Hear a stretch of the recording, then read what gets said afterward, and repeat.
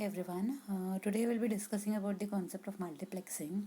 Multiplexing is nothing but when a signal is being sent over a line, multiple signals are transmitted over a single line, and that single line once again it is said to be transferring into multiple signals. That is said to be what is multiplexing and the demultiplexing concept.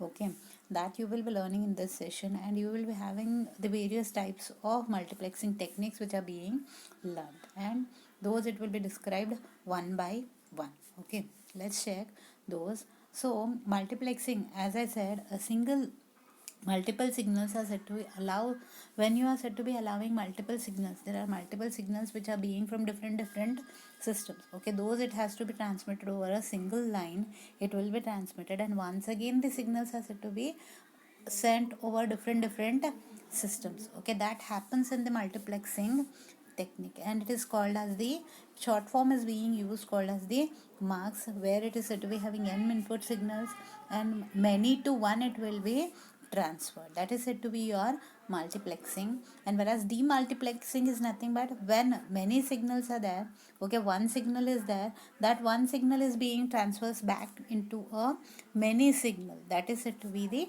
demultiplexing. Multiplexing like many to one, and one to many is demultiplexing. Okay, so this is a diagram where it will help you out in knowing. Okay, you have n input lines from different systems. You use a multiplexer that will it will transfer the data into a single line of different wavelengths. Okay, that it will transfer, and once again when it is said to be like transferred to, it has to be transferred to many other systems, then you use a demultiplexer which will help you out in transferring the information to multiple systems which are connected to multiple lines at a time. Okay, that happens. This is your diagram. Then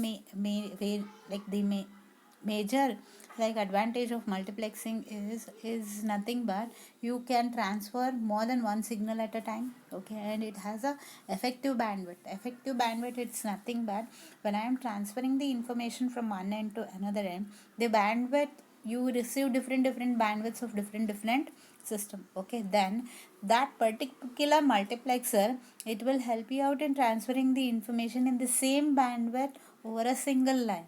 So it has an advantage over all the other techniques that it can transfer the information with the same bandwidth in the same line. Okay, and this is one of the techniques. You can see here what happens in without multiplexing technique and with multiplexing. Here you have the no multiplexing is being done. Okay, in this part, and afterwards when you are transferring, it is system to system, one to one transmission is there, where you don't have a multiplexing. And here you have a multiplexing technique where many systems are connected to a multiplexer, then a single line, then demultiplexer, it will be transferring to different lines or systems at a time. Okay, and there are different types of multiplexing. You can check out frequency division multiplexing, wavelength division multiplexing, and time division multiplexing. In the time division multiplexing, you have the synchronous TDM and the asynchronous TDM. Okay, so let's check out with one by one. The frequency, as I said, when you are transferring the information, it will be transferred in waves. Okay, so it will be calculating how many frequencies of information is being transferred in 1 second, 2 seconds, 3 seconds. So frequency is even dependent on time also, remember. Okay, so at a time I want to transfer the information, so it has a bandwidth. In this particular time, these many waves are being formed, signals are being formed, and it will be transferred. In 1 second, 10 signals. In 2 seconds, it may be 20, 30, 40. Like that, frequency is most important one when the information is being transferred from one end to another end. Okay, when you are transferring, it doesn't mean that you are said to be transferring with a single system. You are said to be transferring with different systems, so they will be having different band of frequencies. So at that time you use the concept of guard bands, which will help you out in checking out, okay, which system, how many bands of signals are being received, so that it shouldn't get overlap with each other. So at the end, when it is said to be reaching to a multiplexer, it will bring the frequency combine into a single frequency and transfer over the line. So that happens through the help of the guard bands. Okay, So this is the diagram how the FDM takes place. You have the various signals, and you have channels which are being transferred over it, different channels for different signals. Once again demultiplex, and it will be transferred over the line. Okay. The applications of FDM are, it is used in radio broadcasting, and AM frequency it is about 530 to 1700 kilohertz, and FM frequency modulation frequency is about 88 to 108 megahertz, so it is faster. So whenever newer technologies which are there, they are using the concept of FDM, and it is used in television broadcasting. When you want to broadcast the television signals, then you use the FDM technique. Then first generation cellular telephony. First generation is nothing but, in the beginning they were only related to your phones only.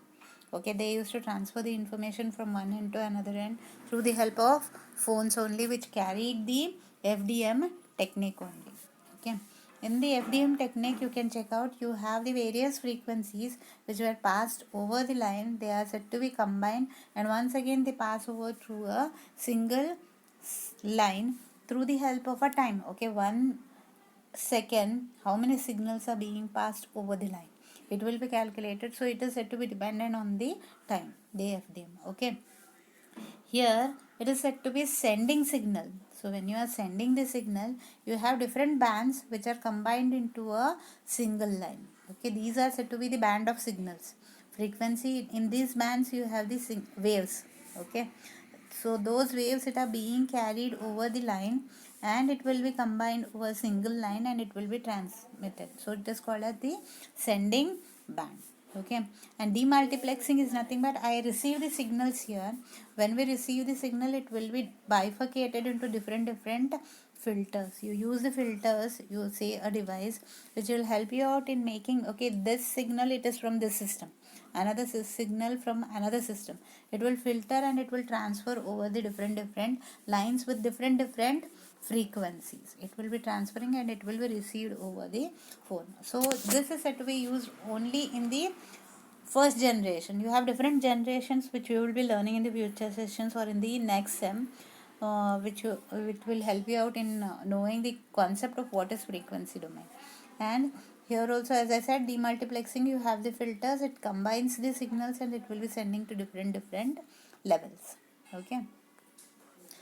And next one is your wavelength division multiplexing. Wavelength division multiplexing is also an analog part of signaling, which uses the concept of optical technique. Optical technique is nothing but, it's a light signal which is being generated by the optical fibers. Here they use the concept of a optical fiber which transfer the information faster than that of the FDM. Okay, it has the signals which are said to be transmitted over different lines. Sender and receiver would be there, and the receiver side it will be even broken out the signals into a demultiplexing concept. Demultiplexing is multiple signals which are generated to the other end. It will be using the concept of a prism technique, where it receives the signals, that prism it transfers the signal into a single one. Once again it will transfer the signal into multiple signals. That happens. So this is your prism technique which is being used in the wavelength division multiplexing. The light it will be generated from different signals. It has the wavelength concept. How much waves are being generated, what is the length of the waves through the light emitting device. Okay, and there you have a multiplexer. It will be using the optical fiber which generates the heat here, and when it generates the heat over the cable, it will be transferring once again to multiple signals through a help of a demultiplexer. Here also you are said to be using the concept of light emitting. So this device which will help you out in emitting the light, and it will be transferring the light to different areas. So that is the concept of wavelength division multiplexing. Okay, so today we will end with this session. Remember, the FDM, it is being used in the various techniques which use the earlier first generation techniques.